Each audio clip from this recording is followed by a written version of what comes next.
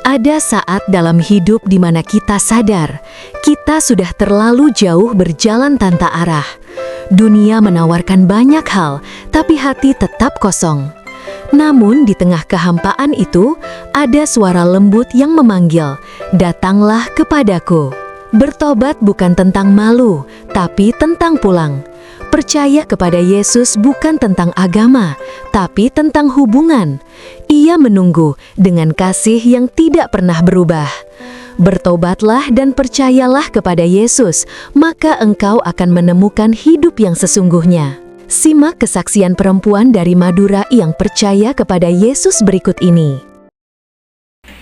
Salam, damai dan sejahtera untuk kita semua di dalam kasih Tuhan Yesus Kristus.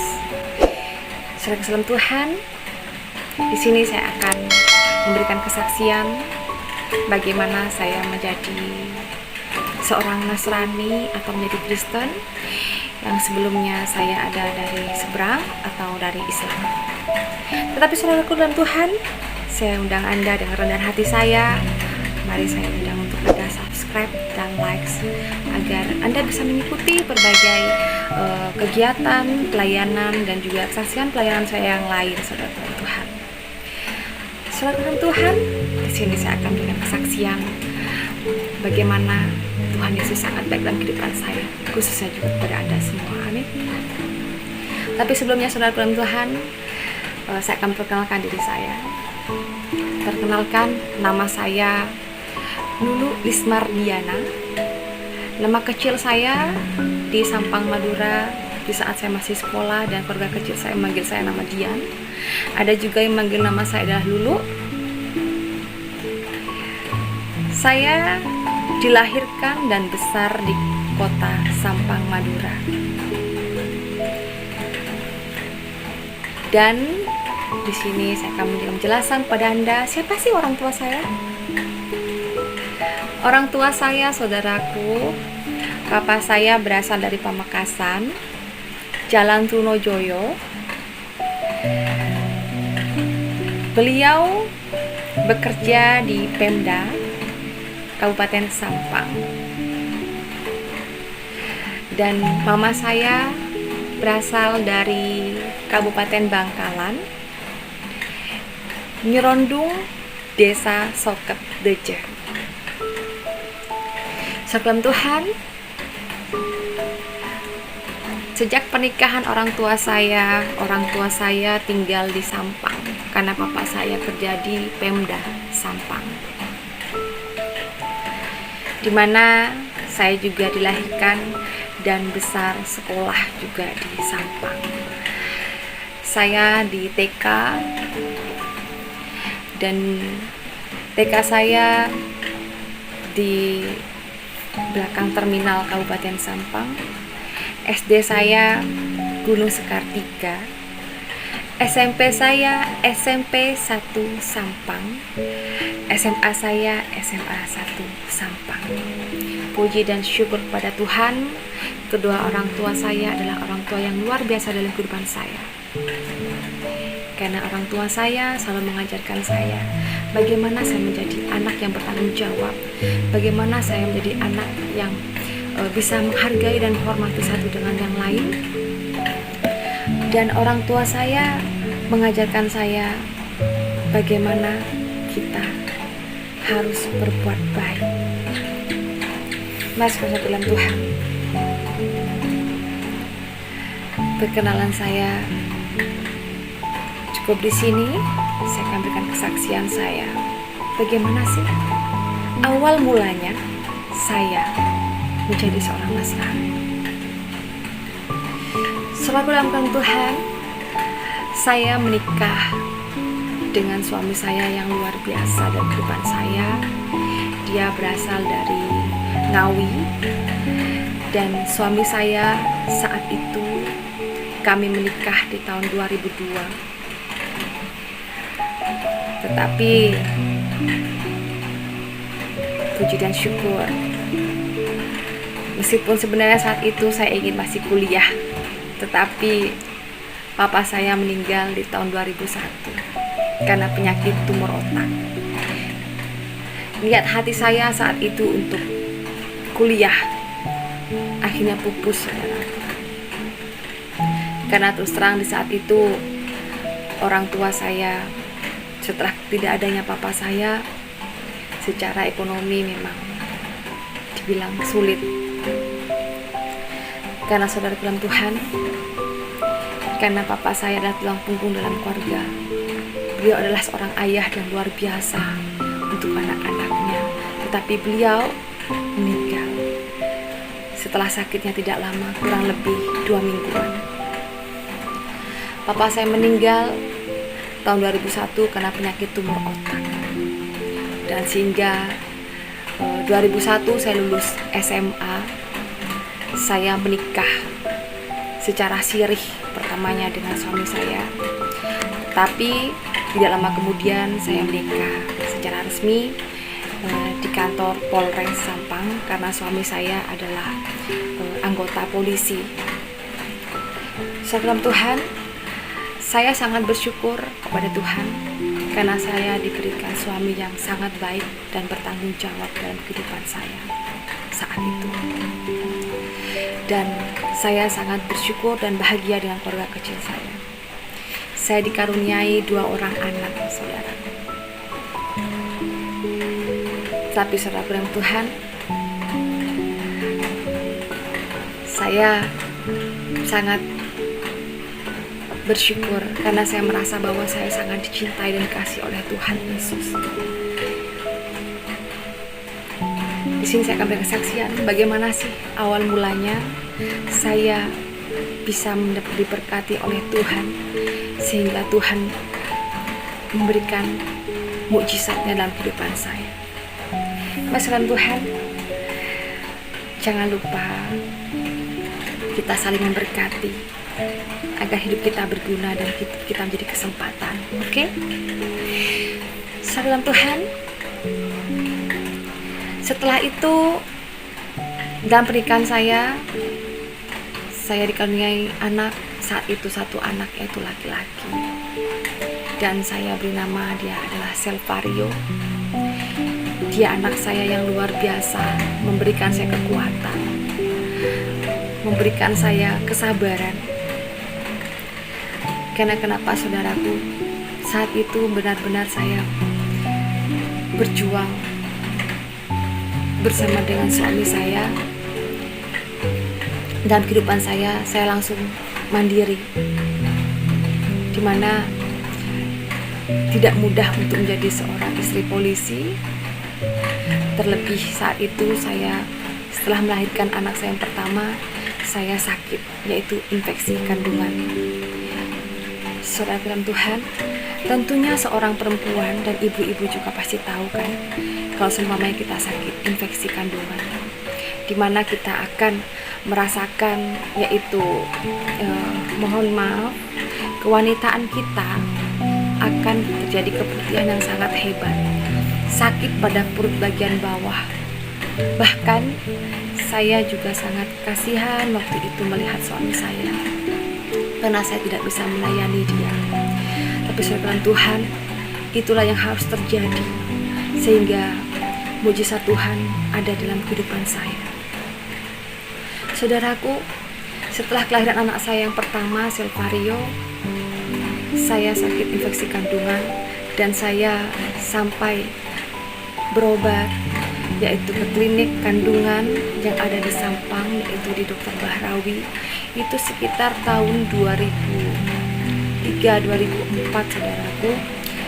Jadi di situ saya harus benar-benar detail, harus dokter kandungan, di mana kewanitaan saya waktu itu harus dibersihkan, bisa 2 minggu sekali, bahkan 1 bulan sekali.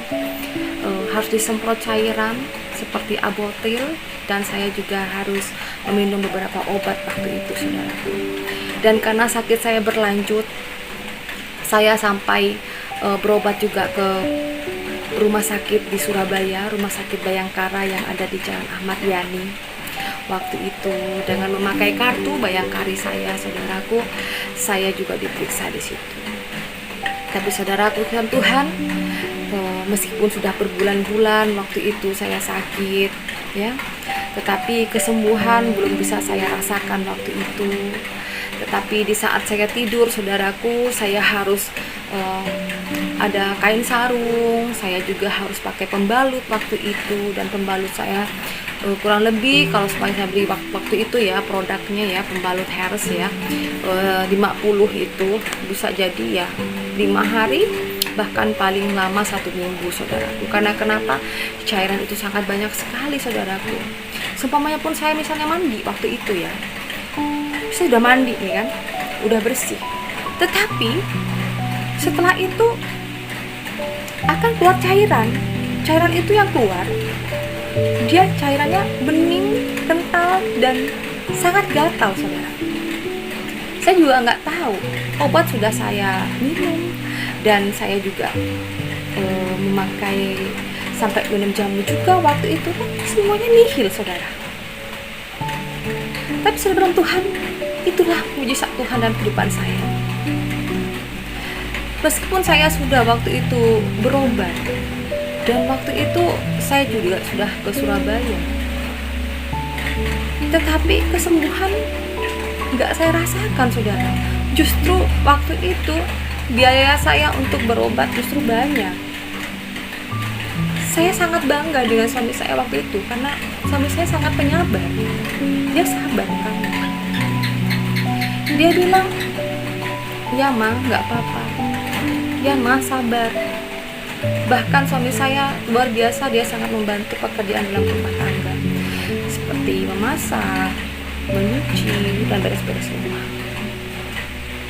Saya sangat salut, dan bahkan sampai saya kasihan dengan suami saya waktu itu, saudara. Saudara Tuhan,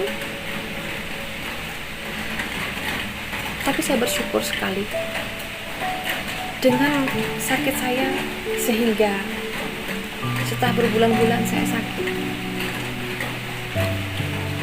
saya waktu itu mohon maaf sekali. Bukan berarti saya memberikan kesaksian ini bahwa saya menjelek-jelekkan agama saya sebelumnya, yaitu Islam, ya, tidak. Tetapi ini tulus dalam hati saya hanya memberikan kesaksian sebagai saya seorang Nasrani. Saya mohon maaf. Waktu itu saya sudah menjalankan sholat, saya juga mengaji, tetapi saya merasakan belum ada kesembuhan. Saya sampai putus asa waktu itu, saudara. Kenapa? Supaya pun saya tidur, saudaraku, saya tidak tahu apakah besok saya harus bisa bangun atau tidak. Semuanya kalau saya tidur waktu itu, saudara, saya hanya pasrah kepada Tuhan. Saat saya tidur, apakah saya bisa bangun? Di saat saya bangun, ya Allah, alhamdulillah, saya masih dikasih nafas, saya masih dikasih hidup. Saya hanya waktu itu melihat anak saya, Silvario. Tuhan, kalau saya nggak ada, saya harus bagaimana? Anak saya bagaimana, saudara? Ketakutan akan kematian itu ada, saudara. Karena waktu itu apalagi anak saya masih kecil. Dan saya dalam Tuhan,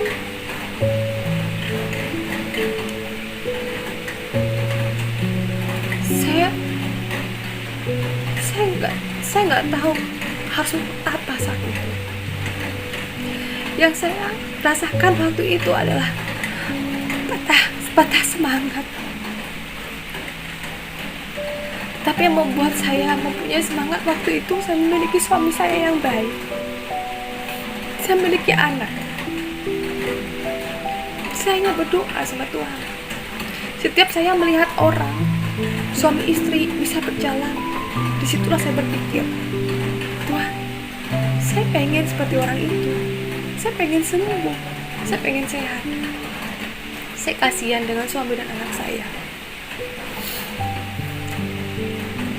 Tapi saudara dalam Tuhan, kesembuhan itu nggak ada, nggak saya rasakan waktu itu.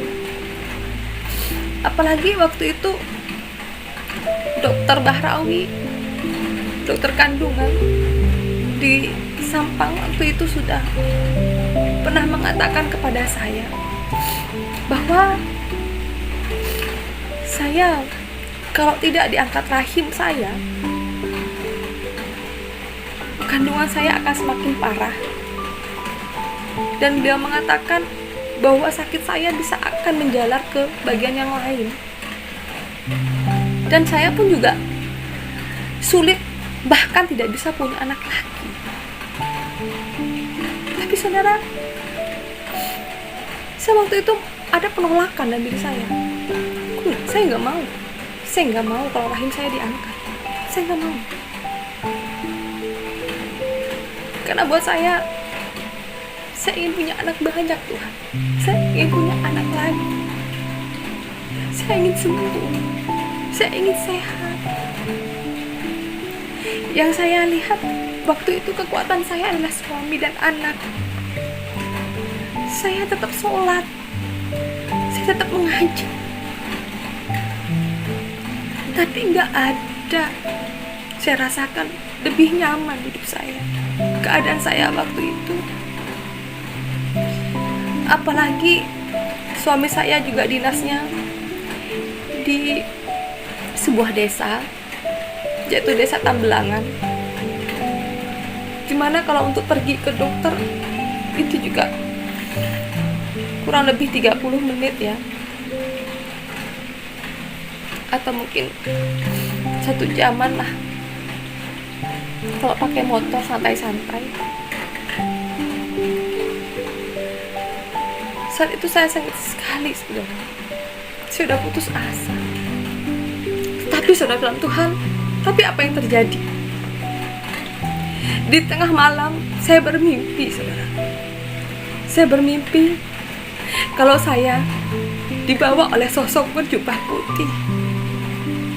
Tangan saya sebelah kanan dibawalah, ditariknya tangan saya ini. Saya waktu itu bilang, kamu siapa? Kamu siapa? Kamu ini siapa? Semakin saya mau narik tangan saya, sosok itu semakin kuat menggenggam tangan saya. Tetapi malah saya dibawa ke sebuah tempat. Di situ saya melihat begitu banyak orang disiksa, saudara. Saya melihat dengan jelas sekali dan saya merasakan panas waktu itu. Saya melihat orang berjalan di ketinggian. Orang itu nggak mau jalan, saudara. Orang tuh banyak berjejer. Tuhan, tolong. Tuhan, ampun. Tuhan, tolong. Tetapi badan dia tuh nggak mau jalan. Rasanya ada penolakan. Tapi kakinya jalan sendiri. Dan akhirnya orang tuh nyemplung masuk dalam lahar panas. Saya melihat orang juga diikat. Dia dipukul oleh seperti bola besi. Dipukul, saudara. Hancur, balik lagi. Hancur, balik lagi. Bola itu seperti berduri-duri. Dan itu dihancurkan ke badan mukanya, saudara. Dan saya dengan jelas sekali, saya melihat seperti minuman. Di saat diminum, namanya bibir dan tenggorokan ini habis, saudara. Habis. Ampun Tuhan, ampun, begitu banyak nyaring. Waktu itu orang menangis, meminta ampun, meminta tolong. Sangat sakit kepala saya, kuping saya ini sakit telinga untuk mendengarkan perkataan-perkataan ampun. Saat itu saya nanya, kamu ini siapa? Ini di mana? Aku nggak mau di tempat ini. Tempat ini panas, panas sekali, saudara. Saya merasa ketakutan waktu itu. Lalu tanpa kata-kata sekalipun, saya hanya bisa melihat begitu banyak orang disiksa-siksa. Akhirnya saya dibawa untuk pergi ke sebuah tempat. Di situ saya merasakan tempat yang luar biasa. Saya katakan, nah, di sini yang aku ingin. saya dibawa ke sebuah tempat, di mana tempat itu nyaman, banyak bunga-bunganya, sejuk. Saya bilang, nah ini tempat yang saya mau.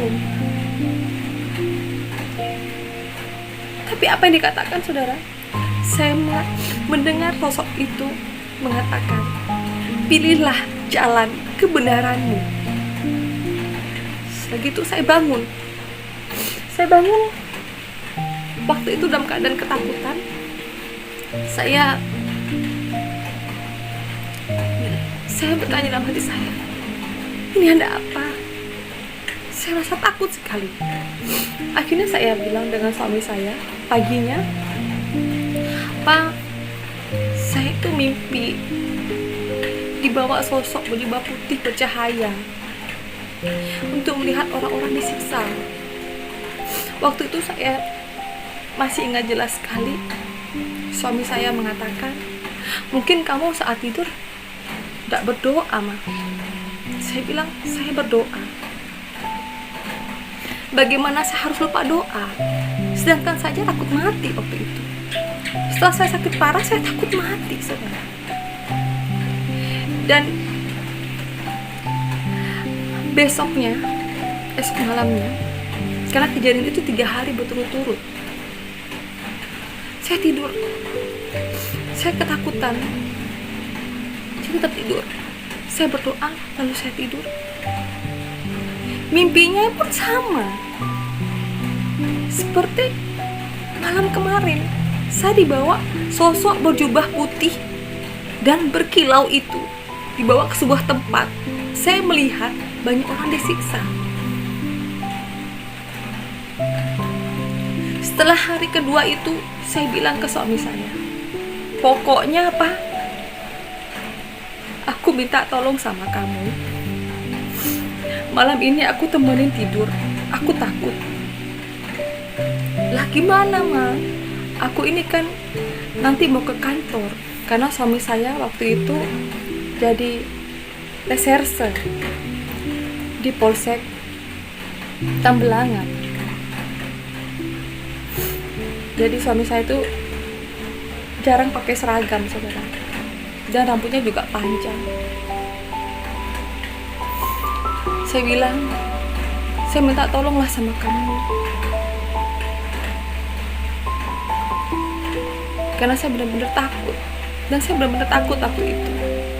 Saya bilang, kalau seumpamanya ada kejadian, kan kantor tuh di sebelah rumah. Karena kami ngontrak, saudara. Waktu itu di Polsek tidak ada asrama, jadi kami ngontrak, pindah-pindah kontrakan kami. Jadi saudara, pas malam itu, saya ingat sekali jam 12 malam waktu itu, saya melihat suami saya masih nonton. Saya tenang karena suami saya waktu itu dia belum tidur, dan saya merasa tenang untuk tidur, saudara. Jadi malam yang ketiga itu saya tidur. Setelah saya tidur, saudara, terasa pipi saya ini sakit sekali. Ternyata kata suami saya itu tidur teriak-teriak. Sampai suami saya membangunkan saya itu loh. Nggak bangun-bangun sayanya. Dan saya dibangunkan dengan nampar pipi saya, disuruh bangun. Sampai saya bilang, kamu ini mimpi apa, Ma? Teriak-teriak kamu dari tadi, malu didengar orang. Saya teriak-teriak karena saya mimpi saya dibawa lagi ke sebuah tempat di mana banyak orang-orang di situ disiksa.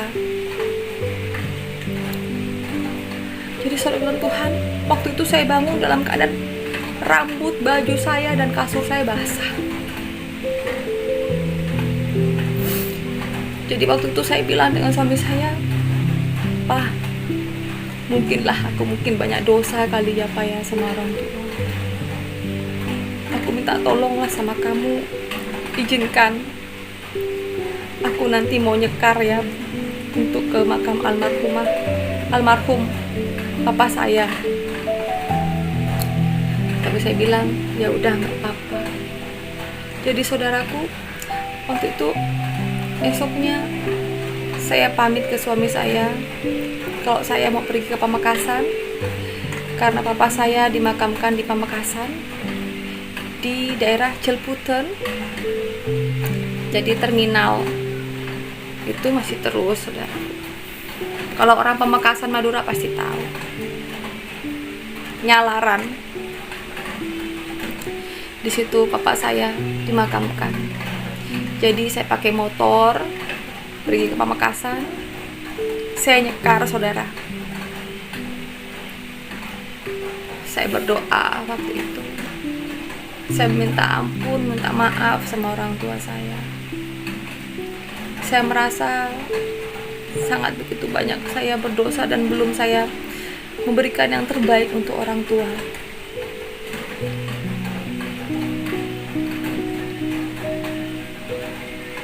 Di saat itu, saudara, setelah saya habis nyekar, saya pergi duduk-duduk di pinggiran Arek Lancor yang berada di Pamekasan. Saya sebelum duduk-duduk, saya istirahat, saya minum teh poci. Saya minum teh poci,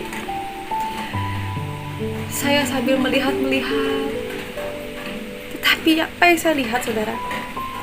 Saya melihat ada gereja Katolik di situ, yaitu gereja Katolik, dan saya melihat spanduk waktu itu ya, gambar-gambar, yaitu gambar Yesus.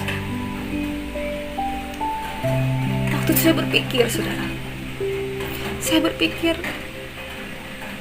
enggakkah yang datang pada saya, yang mimpi itu loh, enggakkah sosok-sosoknya seperti itu? Tapi saya dalam benak saya gini, enggak mungkin. Masa iya sih Tuhannya orang Kristen datang ke saya? Saya ini kan bukan orang Nasrani. Masa iya Tuhannya orang Kristen salah alamat, datang bukan pergi ke umatnya? Saya berpikir lagi, nggak mungkin kalau saya nanti jadi orang Kristen.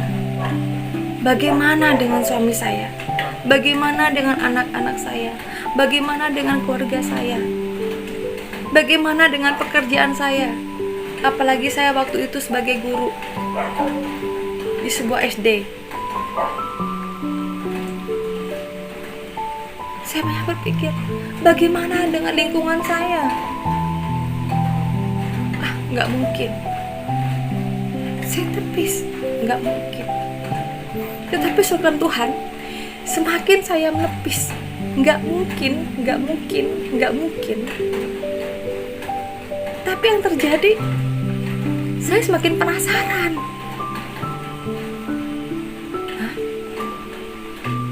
Kayak apa ya gereja itu ya? Orang Nasrani kalau sembahyangnya gimana ya? Timbullah waktu itu dalam hati saya berkecamuk. Ada penasaran yang begitu besar.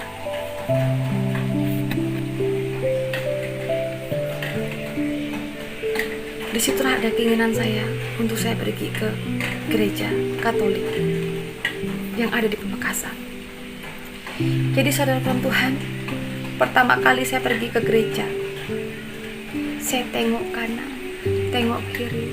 Karena kenapa? Saya takut kalau kelihatan oleh keluarga dari papa saya. Tapi waktu itu saya beranikan diri. Saya pergi, tetapi saya nggak tahu mau cari siapa. Jadi saudaraku, waktu itu saya masuk ke gereja, saya bertemu dengan seorang laki-laki yang katanya dia itu bertugas membantu pastor. Saya waktu itu bilang, Mas, adakah Bapak pendeta pastornya, Mas? Orang itu bingung, saudara. Maksudnya Mbak mau ketemu dengan siapa? Iya, saya mau ketemu sama Bapak pendeta pastor. Oh, maksudnya pastor. Pastor dia sedang pelayanan ke Sumenep dan saya di sini untuk membantu. Saya berpikir, berarti Mas ini bukan pastornya. Bukan, saya membantu. Jadi saudaraku, saya bilang, Mas, saya ini mau masuk ke gereja, boleh nggak? Jangan nengok saya, saudara. Saya ini kan udah orang asing, bukan jemaat di situ. Dilihatlah dari kepala saya sampai kaki, naik lagi, turun lagi, 3 kali, saudara. Risih saya risih. Tetapi ya nggak apa-apa, saya penasaran. Akhirnya dia tanya, Mbak ini orang mana? Saya orang Sampang. Saya kasih KTP saya. Tapi dia bilang, di KTP Mbak Islam. Lalu kenapa mau masuk ke gereja? Mau apa? Saya bilang, saya ini kesini pengen tahu aja kayak apa sih di dalam gereja. Tetapi saudaraku, saya nggak dibolehin loh masuk ke dalam gereja. Tapi di situ saya katakan, maaf Mbak, saya itu tahu siapa jemaat, siapa yang bukan. Lagi pula Mbak ini kan orang Islam, nggak ada kepentingan Mbak masuk ke gereja. Saya sempat marah waktu itu. Seumpamanya pun masih ingat dan masih diberikan umur panjang. Namanya itu Mas Andri. Dia dari Kupang, kalau nggak salah dari Kupang. Jadi beliau tidak memperbolehkan saya masuk karena saya ini orang Islam. Jadi saya bilang, gimana ya, kok ribet banget sih, mau masuk ke gereja aja ribet. Sedangkan kita nih loh, kalau kita nih, saya mohon maaf, saya bilang, kalau kita nih loh, kalau orang Islam, ada orang yang bukan Islam mau masuk ke masjid, mau jadi mu'alaf, dia benar-benar welcome loh. Ini cuma mau nengok gereja aja kayak apa, susah banget. Gak dibolehin, saudara. Saya gak dibolehin masuk waktu itu. Sudah ngasih KTP, tapi gak boleh masuk. Malah saya dibilang begini, kalau Mbak pengen masuk, Mbak harus hafal dulu doa Bapa Kami dan Salam Maria. Wih, waktu itu saya, saudara, apalagi itu? Saya nggak tahu. Saya bilang, udah gini aja Bang Mas, kayak apa sih, ada nggak bukunya? Saya lalu dikasih, oke lah, saya akan kasih. Kalau Mbak mau masuk ke gereja, Mbak harus hafal 2 itu ya. Jadi oke lah, saya kayaknya minggu depan aja ke sini ya. Saya minta bukunya, dikasih saya buku panduan doa waktu itu ya. Saya entah apa namanya itu kan. Waktu itu saya belum paham, jadi saya bawa pulang. Saya hafalin, saudara. Setiap saat saya hafalin. Aduh, pusing banget ini. Nggak hafal-hafal. Seminggu loh nggak hafal-hafal. Karena kenapa? Saya paling nggak suka kalau saya disuruh menghafal. Saya nggak suka kalau langsung menghafal. Kayaknya macamnya sebuah kewajiban banget gitu. Udah doa Bapa Kami, Salam Maria, dah amburadul, saudara. Tapi pas hari minggunya, saya pamit lagi sama suami. Saya pergi ke Pamekasan. Saya bilang, Mas, ini bukunya, saya kembalikan. Saya udah hafal, boleh saya masuk ke gereja. Nah, jadi sama Mas Andre itu, saya disuruh baca. Coba baca doa Bapa Kami. Di saat baca Salam Maria, saya mohon maaf, nggak hafal-hafal. Aduh Mbak, udah seminggu masa nggak hafal? Saya bilang, aduh Mas, saya ini sudah berusaha, tapi lo nggak hafal gimana? Apa harus saya paksa kah? Saya kan cuma pengen lihat aja kayak apa di dalam gereja itu. Ya udah kalau begitu, karena saya melihat mbaknya sudah berusaha. Nah, KTP-nya diminta, jaket, tas itu tidak boleh bawa masuk, tapi taruh di luar. Jadi saya dikasih perjanjian waktu itu sama Mas Andre itu yang jaga gereja itu. Saya dijanjikan tidak boleh pegang sesuatu apapun di dalam gereja, saudara. Jadi ya waktu itu oke lah, saya kan karena penasaran. Jadi saudara, waktu saya masuk dalam gereja, waktu dibuka pertama kali gereja itu, saya merasakan wow, gerejanya bagus banget. Gereja Katolik di Pamekasan, Madura, mantap. Bangunannya luar biasa. Saya aja yang baru pertama kali masuk saat itu tahun 2004 ya, saya melihat wow. Dan waktu itu Mas Andri bersih-bersih gitu kan, bersih-bersih gitu, segala tempat duduk, bangku-bangku. Nah, waktu itu kan karena saya dari Sampang ke Pamekasan itu kan kurang lebih 1 jam perjalanan pakai motor. Saya kepanasan nih saudara. Di belakang pintu saya melihat ada sebuah tempat air. Jadi di situ tanpa saya nanya ke Mas Andri, saya cuci muka saudara. Saking kepanasan waktu itu. Waktu Mas Andri itu melihat saya, marah dia saudara. Mbak, kan udah saya bilang jangan pegang sesuatu. Saya bilang, saya cuma pegang air. Saya nggak pegang sesuatu apapun, cuma air. Karena saya ngerasa muka saya kepanasan banget. Mbak, ini adalah air kudus, nggak boleh dipakai seperti itu. Saya minta maaf lah saudara waktu itu. Dimarah 1 kali. Ingat ya, janji ya, nggak boleh pegang-pegang lagi. Oh iya, saya nggak apa-apa, nggak pegang-pegang lagi. Saya itu saudara, Mas Andri bersih-bersih lagi, saya berjalan ke depan. Lalu di situ saya naik ke altar, karpet merah. Saya tengok-tengok, bagus banget. Habis gitu dipanggil lagi, dia teriak-teriak saudara. Mbak, ngapa mbak naik ke situ? Loh, tadi kan saya nggak boleh pegang sesuatu. Saya kan cuma naik, saya cuma pengen lihat. Iya mbak, tapi itu adalah tempat suci, nggak boleh, hanya Romo yang boleh naik. Saya aja nggak berani loh. Kan nggak pegang. Saya di mana? Udah kalau gitu turun. Kita pergi aja ke Gua Maria sebelah itu. Nggak boleh. Saya gini, aduh dimarahin lagi 2 kali saudara. Terus saudara, pengalaman saya pergi ke gereja pertama kali, saya mempunyai saat itu perasaan saya yang luar biasa bahagia. Waktu itu saya merasakan hati saya damai. Saya merasakan waktu itu luar biasa lah, nggak bisa saya ungkapkan dengan kata-kata. Dan saya pergi Gua Maria, di situ sama Mas Andre itu, dan lalu saya pamit pulang. Sebelum pamit pulang saya nanya, Mas, kalau kita di Islam kan ada Al-Quran, kalau di Kristen begini ada nggak ya kitab sucinya? Oh, kalau Alkitab ada mbak, tapi nggak di sini.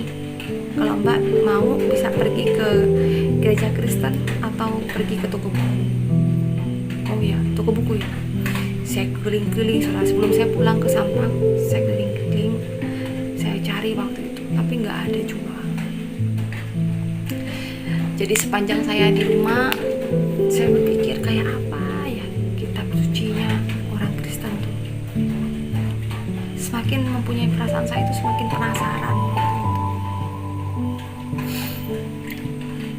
Dan setelah itu saudara, setelah saya pulang dari gereja, kurang lebih sekitar semingguan, ada hal yang aneh saudara.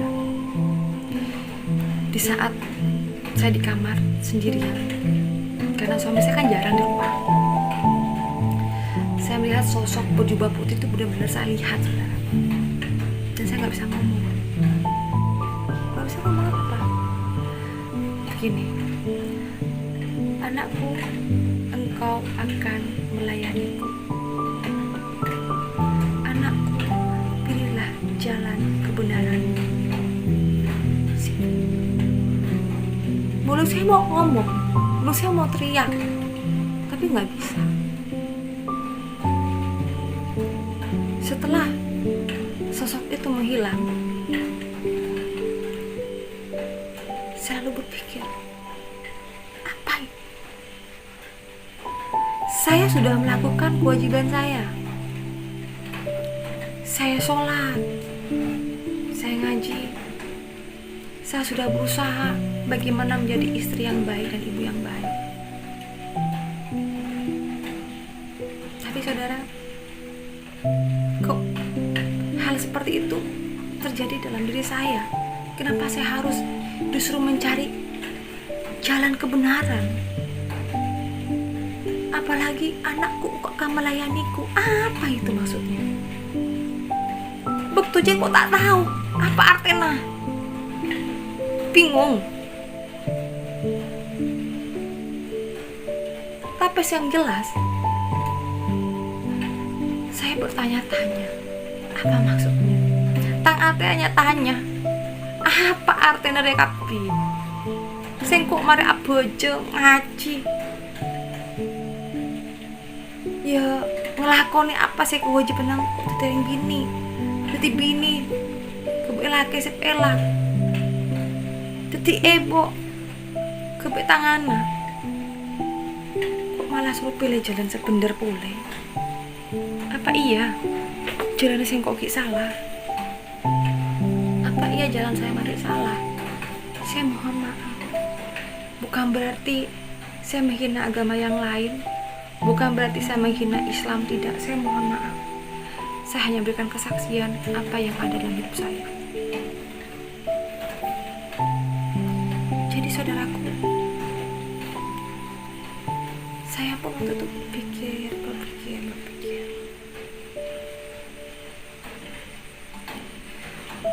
Dan di saat beberapa hari kemudian,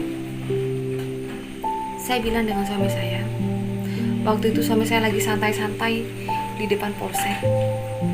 Saya masih ingat sekali, di bawah pohon jambu. Karena di polsek tuh di depan kantor ada pohon jambu, jambu air. Kalau orang Madura bilang kak bungkan kelampok,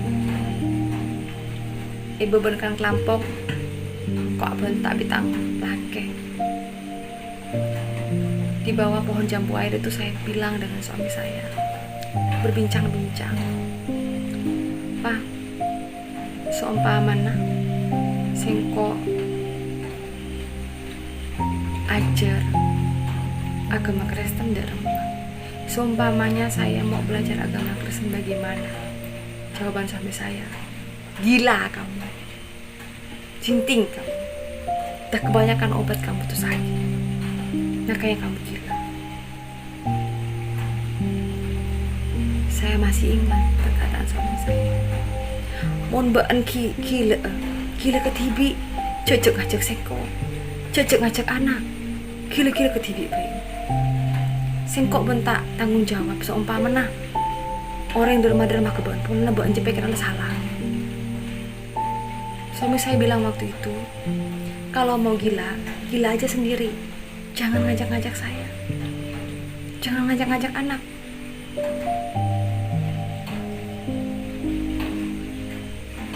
Lagi pula saya juga harus tahu bagaimana dengan keluarga, bagaimana dengan lingkungan.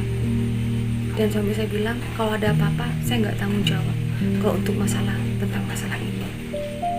Saya bilang, yang penting saya sudah bilang dengan kamu, saya jujur. Saudara dalam Tuhan, saya masih ingat sebelum meninggal papa saya mengajari, seumpamanya saya mempunyai suami, saya harus menjadi istri yang jujur dalam segala hal.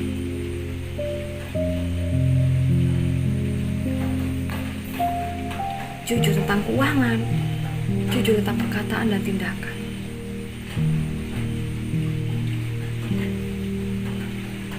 Jadi saudara, saya berusaha melakukan apa yang Papa saya ajarkan. Saudara dalam Tuhan, sejak itu saya berpikir bagaimana caranya. Saya berobat pergi ke rumah sakit Bayangkara yang ada di Surabaya, dan saya periksa di sana, diurek-urek lagi, disemprot obat-obatan lah. Dan saya juga pulangnya pergi ke toko buku, nggak ada yang jual Alkitab waktu itu, saudara. Saya dapat semangat. Tapi waktu itu kan saya sudah punya Facebook, saudara. Lalu saya mempunyai teman saya dari Sulawesi, waktu itu teman Facebook ya. Beliau dari Jawa, tapi dia jadi guru di Sulawesi Tengah. Saya bilang, dia kan laki-laki, Mas kan orang Kristen ya? Iya, Mas, bagi saya lah Mas, untuk saya mau belajar, mau baca-baca Alkitab. Kamu beneran? Nggak dimarahin? Saya bilang iya beneran. Ini saudara,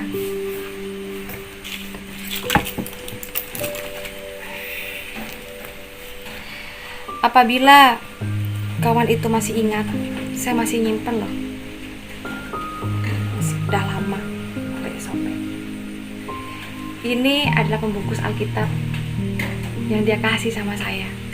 Pertama kali saya mempunyai Alkitab yang beliau kasih pada saya. Saya senang banget. Tapi saudaraku, untuk mendapatkan Alkitab ini dari dia, saya bilang dengan dia, gimana caranya mengirim biar aman ya. Akhirnya oleh kawan saya itu Alkitabnya dibungkus di kotak sepatu. Di situ di kotak sepatu dikasih bungkusnya transparan. Jadi setaunya saya beli sepatu gitu. Dikirimlah ke rumah orang tua saya waktu itu. Waktu itu diterima sama kakak saya perempuan. Dek, kamu beli sepatu apa? Jangan, Mbak, itu sepatu punya kawan, titipan. Sebenarnya kotak sepatu itu isinya Alkitab, saudara. Jadi pas waktu saya bawa ke kampung ya, ke desa tuh, saya baca. Hati saya semakin hari semakin tenang, saudara. Gini ya. Akhirnya disitulah saya nggak tahu kenapa, saudara, semakin hari saya membaca Alkitab itu meskipun diam-diam, sembunyi-sembunyi waktu itu, saya semakin damai hati saya. Akhirnya situ saya mantap, saya berdoa di kamar.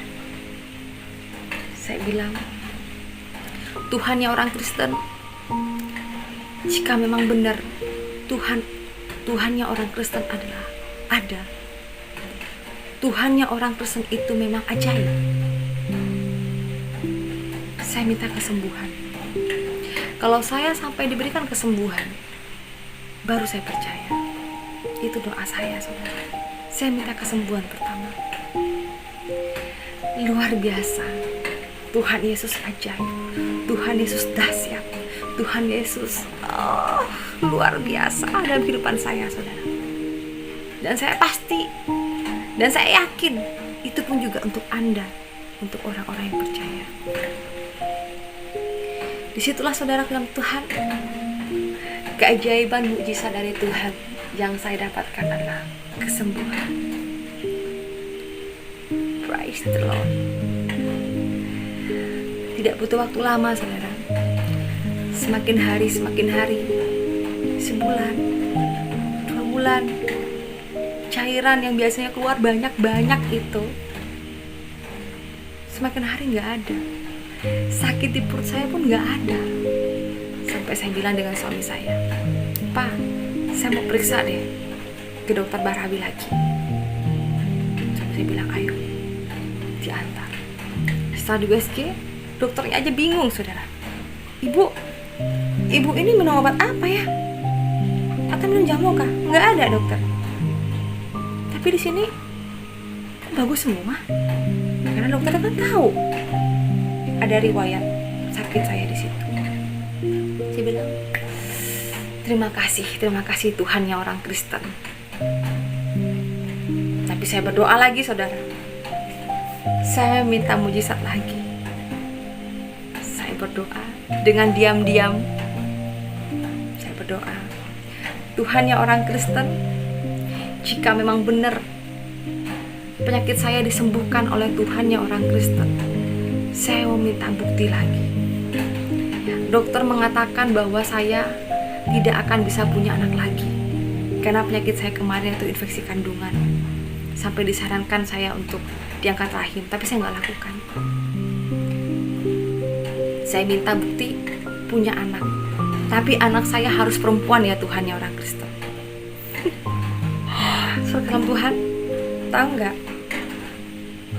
Begitu bandelnya saya aja ya waktu itu belum benar-benar percaya kepada Tuhan Yesus. Saya meminta dan saya dikasih loh. Apalagi Anda yang sudah percaya dan yakin, pasti dikasih. Saya aja waktu itu belum benar-benar percaya, minta bukti, dikasih loh, saudara. Amin. Ayo saudara, nggak butuh waktu lama. Beberapa bulan kemudian, saya bilang dengan suami saya waktu itu, "Pak, saya ini perut saya kok keras ya? Padahal saya baru seminggu yang lalu lah, saya sudah selesai menstruasi. Tapi kenapa kok perut saya sakit? Kok keras gitu kan?" Saya habis kerja waktu itu kan di Tambelangan, di desa itu kita kesulitan air, jadi yang ditampung tuh air hujan, saudara. Suami saya aja bahkan kalau nyuci kadang dia bawa karung, pergi kurang lebih berapa kilo ya gitu kan, pakai motor cuci gitu. Kami pun kadang nyuci itu jauh, saudara, karena nggak ada air. Jadi pas waktu hujan saya ngangkat air, saudara, angkat air, perut saya sakit macam kayak kram gitu. Saya bilang, "Aduh Pak, mana perut aku keras lagi nih, jangan-jangan penyakit aku kambuh lagi, periksa yuk." Saya bilang. Diperiksalah. Setelah di dokter Barawi itu, saudara, dokternya bingung, saya pun bingung. Ibu ini hamil 3 bulan lebih, sudah mau 4 bulan. Hah? Gak mungkin dokter, saya aja sekitar kurang lebih seminggu yang lalu saya menstruasi, udah bersihnya, gak mungkin saya hamil.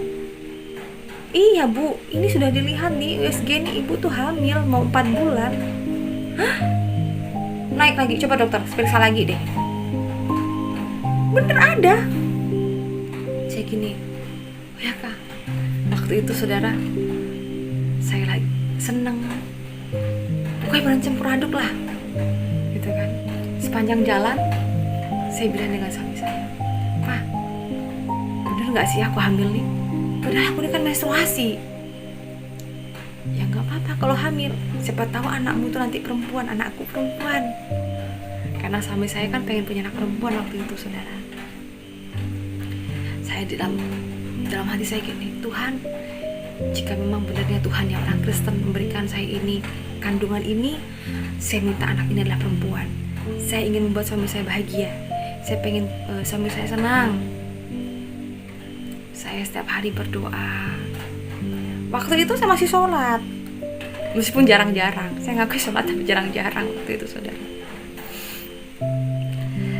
Jadi waktu itu setelah sembuh, saya hamil kan, saya berdoa pengen punya anak perempuan, dan setiap bulan saya itu di USG. Bener nggak sih?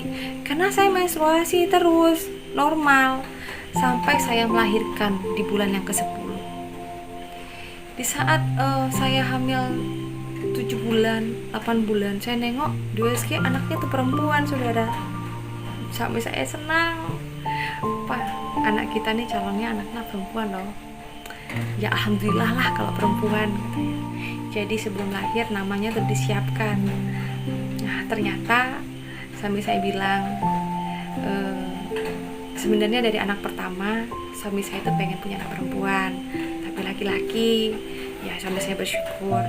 Dan setelah hamil anak kedua, nama yang anak saya yang pertama yaitu Francisca Firda, itulah nama dari suami saya yang rancang mulai dari anak pertama. Dan lahirlah My Angel. Waktu setelah 10 bulan hamil, bidannya itu kan memang tahu saya itu hamil aneh gitu kan. Hamil aneh dimana setiap bulan saya menstruasinya normal saudara. Ya banyak, normal seminggu kan. Setelah bulan ke-10 saya dipanggil, Bu Pri, sini katanya Ibu Rosidah kan, beliau bidan di Kecamatan Tambelangan, Sampang. Jadi waktu itu bidan itu kan memang bingung kenapa saya hamil tapi kok normal ya. Sampai pernah saya dilihat loh saudara waktu menstruasi. Nanti kalau kamu menstruasi pergi ke rumah ya, saya pengen ngeceknya gitu. Emang banyak menstruasinya normal. Makanya saat bulan 10 dia yang gelisah.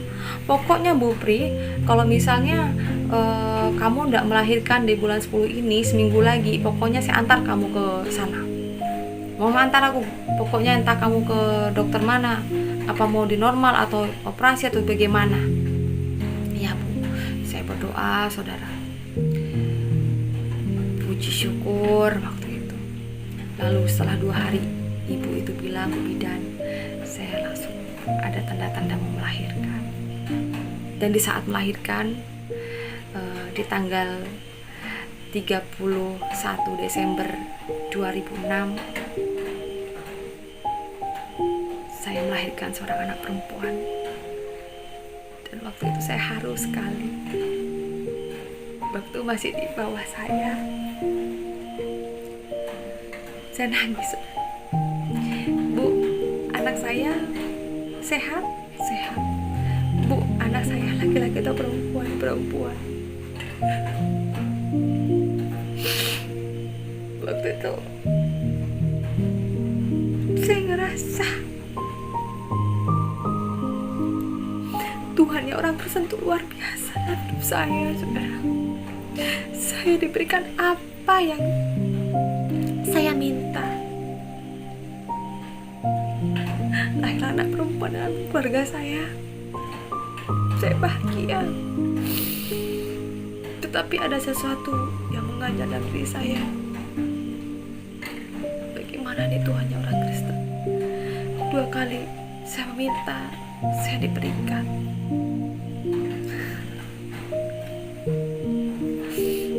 Saya sepanjang hari-hari saya memegang anak saya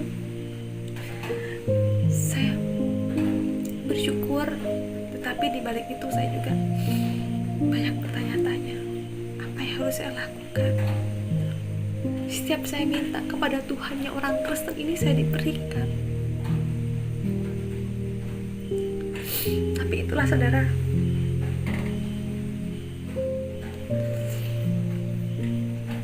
saya berkata jujur dengan suami saya waktu itu, saya mau belajar. Dan saya tahu suami saya kecewa.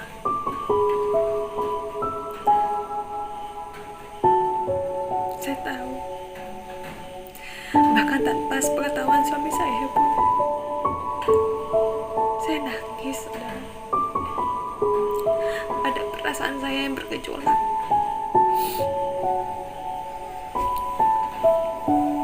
bagaimana ini Tuhan? Apa yang harus saya lakukan? Saya sebagai seorang bayangkari, saya sebagai seorang istri, saya sebagai seorang ibu, saya sebagai seorang guru. Saya harus mulai dari mana, Tuhan? Karena memang semakin hari diam-diam saya belajar Alkitab, saya merasa tenang hidup saya. Tetapi berbeda,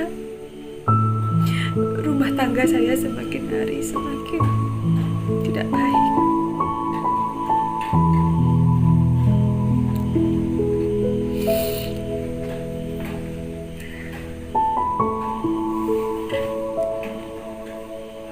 Tapi itulah, saudara,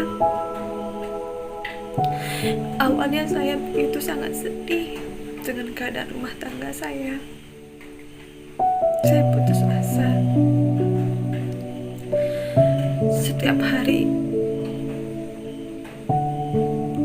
kami sering bertengkar.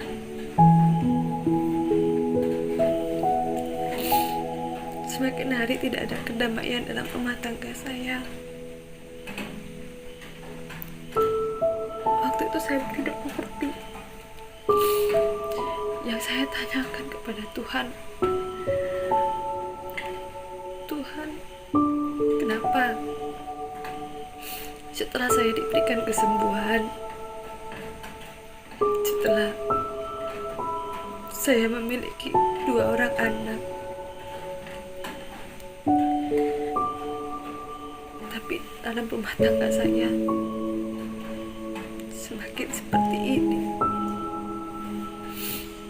Seorang anak perempuan yang diinginkan suami sudah ada dan hadir di tengah-tengah keluarga kami, tetapi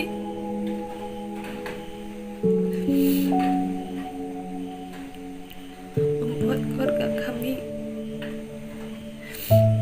semakin tidak harmonis.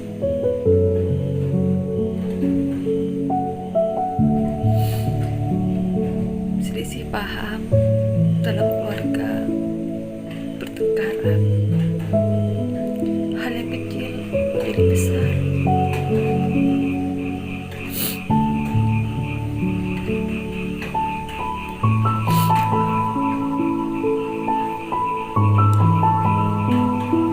Saya sudah berdoa, minta petunjuk dengan Tuhan.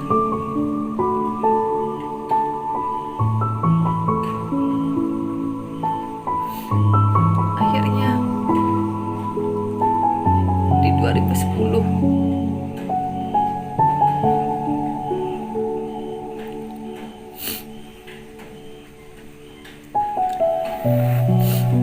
kami pindah ke asrama perintis yang ada di Kabupaten Sampang.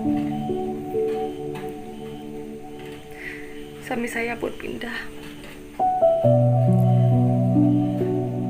di Polsek Banyuates. Tapi rumah tangga kami malah semakin di ujung tanduk. Saya sudah pasrah sama Tuhan waktu itu. Sebenarnya saya tidak ingin adanya perceraian dalam keluarga kami.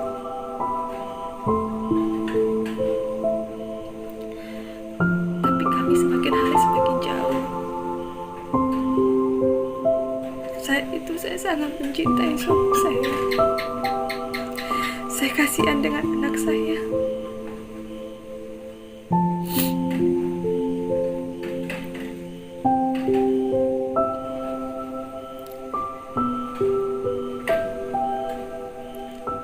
Tapi sebenarnya Tuhan,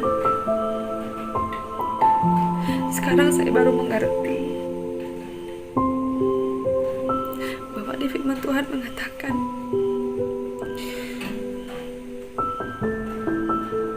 bahwa terang tidak bisa bersatu dengan gelap.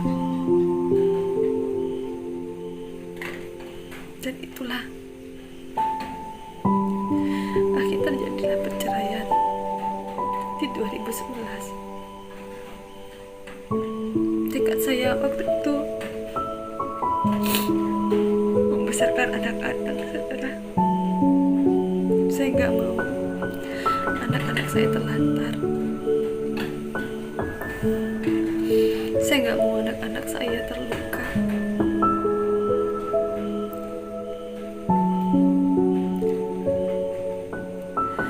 Meskipun saya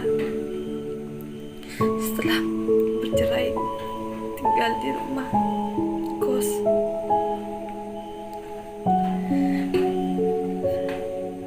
keadaan kami pun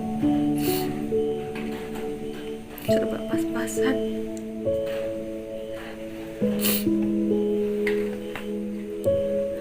Saya berdoa, saya sering menangis, saudara. Tuhan, ya orang Kristen, kenapa ini terjadi?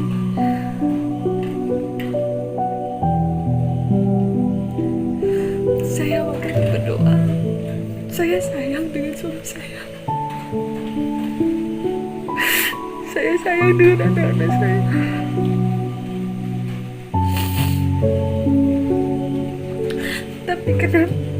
Tapi kenapa saya harus hanya perceraian dengan keluarga saya?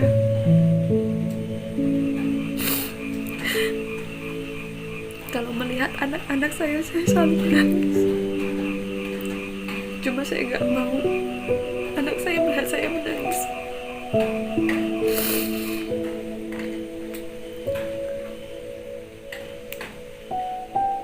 Tapi saudara Tuhan, setelah itu saya banyak baca firman Tuhan. Saya bekerja dengan lebih giat lagi. Saya juga berusaha waktu itu untuk mengampuni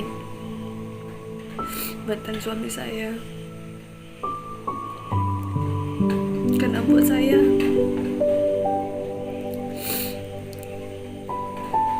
bagaimanapun juga mantan suami adalah bapak dan anak saya. Dan saya juga membaca di firman Tuhan,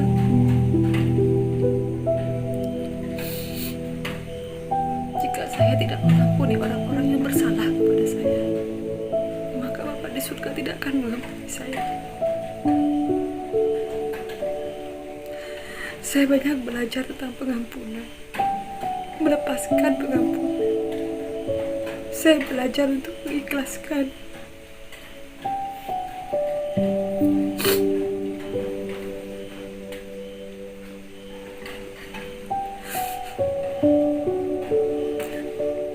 Saya belajar untuk mendoakan. Saya belajar untuk memberkati.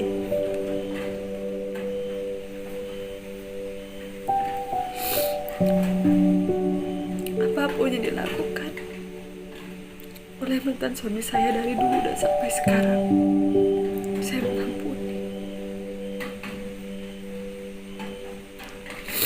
Saudara Tuhan,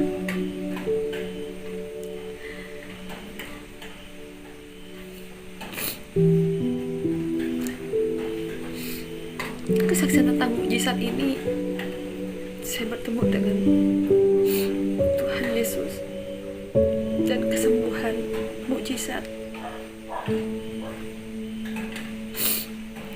Dan saya belajar tentang kekristenan itu tidak langsung, karena saya waktu itu di Sampang tidak ada yang mengarahkan saya, dan di Sampang tidak ada gereja. Tapi saya belajar sendiri, bermodalkan Alkitab waktu itu.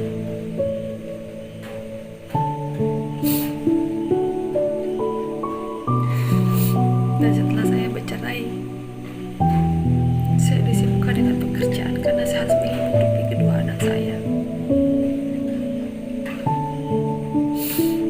Tapi saudara Tuhan, dalam kehidupan saya untuk menjadi orang Kristen harus saya lalui kurang lebih 10 tahun. Dari 2004 sampai 2014, saudara. Dan begitu banyak mujizat-mujizat Tuhan yang harus saya alami sebagai proses hidup. Seperti di sebuah pujian, bagaikan bejana siap dibantu, demikian hidupku.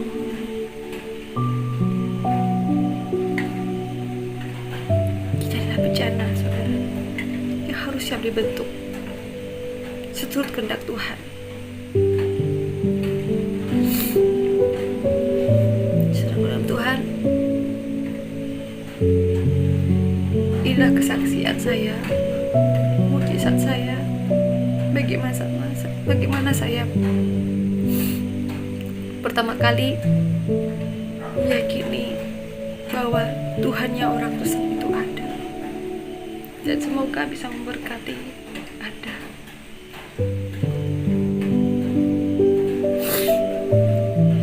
Dan setelah itu, saudara, untuk nextnya saya akan memberikan kesaksian bagaimana dari saya dari Sampang saya bisa pelayanan di Kalimantan Barat ini, saudara. Tonton terus Diana Madurace, subscribe, like, dan jangan lupa lonceng merahnya. Kiranya kesaksian saya bisa memberkati Anda. Shalom, Tuhan Yesus memberkati. Bertobat dan percaya kepada Yesus. Markus 1 ayat 15. Waktunya telah genap, kerajaan Allah sudah dekat. Bertobatlah dan percayalah kepada Injil. Setiap manusia lahir dengan keinginan untuk menemukan arti hidup. Kita mengejar kebahagiaan, kekayaan, dan pengakuan, tetapi seringkali tetap merasa kosong. Di titik itu, Yesus datang membawa pesan yang sederhana namun paling penting dalam seluruh kehidupan. Bertobatlah dan percayalah kepada Injil. Kalimat itu bukan sekadar ajakan moral, itu adalah panggilan kasih, undangan dari Allah sendiri agar manusia kembali kepadanya. Arti pertobatan. Kata bertobat bukan hanya berarti berhenti berbuat dosa, tetapi berbalik arah. Selama ini, manusia berjalan menjauh dari Allah, memilih jalan sendiri. Pertobatan berarti kita berbalik dari kegelapan menuju terang, dari dosa menuju kasih karunia. Pertobatan sejati bukan karena takut hukuman, melainkan karena tersentuh oleh kasih. Seperti anak yang sadar telah menyakiti hati orang tuanya, lalu memilih untuk pulang. Mazmur 51 ayat 19 berkata, "Korban kepada Allah ialah jiwa yang hancur, hati yang patah dan remuk tidak akan kau pandang hina." Allah tidak menolak hati yang mau berubah. Ia justru menanti dengan tangan terbuka. Percaya kepada Yesus. Yesus tidak hanya datang untuk mengajar, tetapi untuk menyelamatkan. Ia mati di kayu salib menanggung dosa kita, dan bangkit agar kita hidup dalam kemenangan. Percaya kepada Yesus bukan hanya mengakui bahwa Ia ada, tetapi menyerahkan hidup kita sepenuhnya kepadanya. Ketika kita percaya, kita berpindah dari kematian menuju kehidupan. Yohanes 3 ayat 16 berkata, "Karena begitu besar kasih Allah akan dunia ini, sehingga Ia telah mengaruniakan anaknya yang tunggal."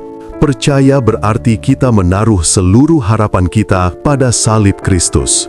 kita tidak lagi bersandar pada kekuatan diri sendiri, tapi pada kasih karunia Allah yang sempurna. Hasil dari pertobatan dan iman. Ketika seseorang sungguh-sungguh bertobat dan percaya kepada Yesus, hidupnya tidak lagi sama. Ada damai di hati, sukacita yang tidak terguncang, dan arah hidup yang baru.